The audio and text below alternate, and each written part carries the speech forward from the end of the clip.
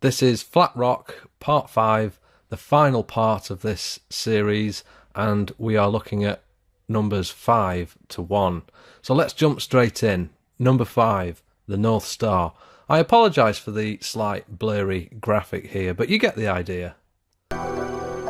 Different planetary orbits could likewise be represented by different plates, and these would be seen projected onto the Earth plate when one looks down on the instrument. The Bhagavatam similarly presents the orbits of the Sun, the Moon, and important stars on a series of planes parallel to Bhumandala. The orbits of the planets are placed on additional parallel planes. Here we see the Bhagavatam's model of the orbits of the Sun, Moon, and 28 important star constellations. These lie in 3 planes parallel to Bhumandala. The layout is comparable to that of an astrolabe. Seen from above, everything falls into place in projection in an astronomically realistic way. So the stars orbit around the Earth roughly like the graphic you've just seen. If planet Earth spins at 1,000 miles per hour on its axis, orbits the Sun at 67,000 miles per hour, and orbits the galaxy at over 600,000 miles per hour, then it's a mathematical certainty that the position of the North Star would not stay fixed in the same place as we observe. Number 4, video. Here are other blue marbles, okay, allegedly done by NASA. And if you don't believe me, here's the space.com website where I got the picture. Here's the nasa.gov website where I got this picture. Okay, they can't even get the scale right. Look how big the United States is in this one versus this one. Color's all off. I mean, so far all of these are crap. Here's that picture, that same video, okay, from Jet Propulsion Laboratory. Now, this is allegedly from the space probe Galileo at 6:10 a.m. Pacific Standard Time on December 11th, 1990, when the spacecraft was about 1.3 million miles from the planet. Okay, first of all, you got a tiny probe 1.3 million miles away from the Earth, supposedly, that is keeping a perfectly steady shot of a spinning ball that's supposedly also moving at 67,000 miles around the Sun in orbit.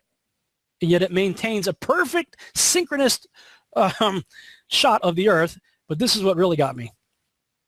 Not a single cloud is changing in any way. This is 25-hour time-lapse video. Supposedly 25 hours of the Earth rotating. Not a single cloud is changing, morphing, moving, dissipating, arriving. Nothing. Wow. That's what I said. This is a load of crap. And you got a lot of the same cloud features, too. You start noticing in a lot of pictures, they're using a cloud map on various software to generate these things. Okay, I could stand outside today, point my camera in the sky for 25 hours, and you're going to see all kinds of cloud formation changes. 25 hours, no clouds are moving? I'm sorry, I don't buy it.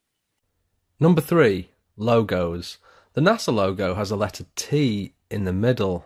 This red serpent tongue is also the letter T. Conveniently in the middle, it now spells out Satan. But the bad guys do have a track record of adding the letter T to the end of a word to change its meaning, like this. Critics will say it's a coincidence, but the same critics also think it's a coincidence that 666 is encrypted here, and here, and here, and here. The United Nations divided into 33 Masonic sections, Flat Earth logo. The IMO, that's the International Maritime Organization, Flat Earth logo. 1892 Standard Map of the World, Flat Earth. Azimuthal equidistant projection, as used by the US Geological Survey, Flat Earth. Some aviation authorities from around the world, Flat Earth logo. Revelation 12 verse 9, and the great dragon was cast out, that old serpent called the devil and Satan, which deceives the whole world. He was cast out into the earth, and his angels were cast out with him. So even if the world's space agencies are not the Satan of the Bible, is it really a coincidence that they all mimic the bad guy of the Bible? Who are you going to put your faith and trust in? a government agency whose acronym is one letter short of spelling out the word Satan, or the Bible that predicted in advance that the whole world would be deceived. Number 2. Evolution. A ball Earth supports evolution. They are mutually exclusive. You can't separate evolution from ball Earth, because if the Earth is round and one of billions of planets just like it in a massive universe of revolving stars, then arguably we've had billions of years floating aimlessly in space, and evolution that requires lots of time fits the ball Earth theory like a glove. People often say, it doesn't matter what shape the Earth is. They'll say, it doesn't win anybody over. But flat enclosed dome theory, as the Bible specifies, offers more evidence for creator than anything else imaginable. So how can you believe the Bible if you've researched it and found evolution to be a lie, but at the same time believe a ball Earth? Because you have to go outside the Bible and put your faith in fake science and deny the Bible while at the same time claiming the Bible is the truth. It's just the most bizarre dynamic in Christianity today. There's very few people with eyes to see or ears to hear. So that brings us to the number 1 reason for the flat Earth. It's not some big-time bombshell expose, more of a subtle, blink and you'll miss it type of an observation. Common sense. Common sense tells us that the Earth isn't round. You've all wondered at some point in your life, how can everybody around the planet be stood up straight? Somebody stood on this side of the globe would be straight up, but they'd be upside down on the opposite side.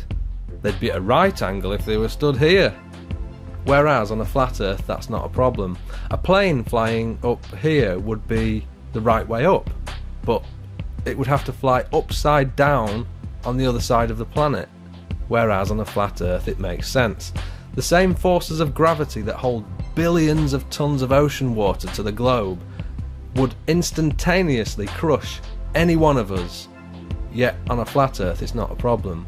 When you factor in the spin of the Earth at 1,000 miles per hour, the oceans would just fly off, so the gravity would have to be even stronger to deal with it.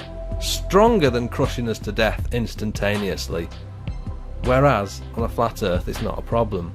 More common sense reasons we're not on a globe is because we don't feel any of this supposed spin. We don't feel the motion of the planet, but somehow the oceans and winds do feel the spin because of a bogus Coriolis effect. They magically swirl around due to the violent spin of the Earth that none of us can feel.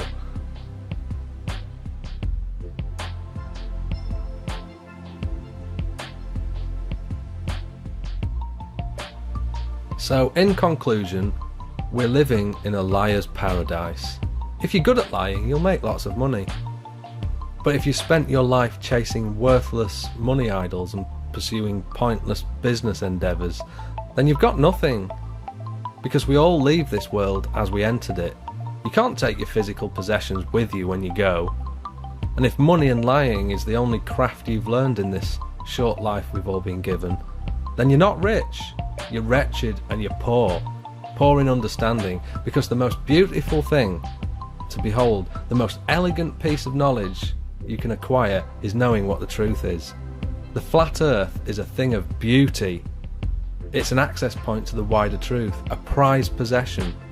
When you realise we have a golden egg of truth over here, an exquisite masterpiece, priceless, a thing of beauty, but over here we've got the fake wooden egg, a rejected piece of firewood, ugly, full of woodworm. The deceivers put mathematicians and physicists in front of the counterfeit wooden egg, and they'll spend their entire life theorising about a black hole on this wooden egg, but it doesn't exist. It's just a theory wrapped in mathematics. So most people contract their consciousness out to the academics who are perceived as smart people, because if they can add up and you can't, then they must know what they're talking about, right? In reality, those academics who spend their life theorising about something that doesn't exist have wasted their entire life on a pointless endeavour. That's why the Bible says, by professing themselves to be wise, they became fools.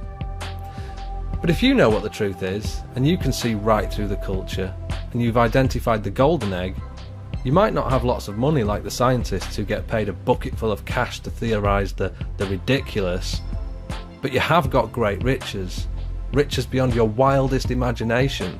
You're rich in knowledge, and that's why the powers that be are so scared of people who can see through the culture, who can see the truth, because they can't.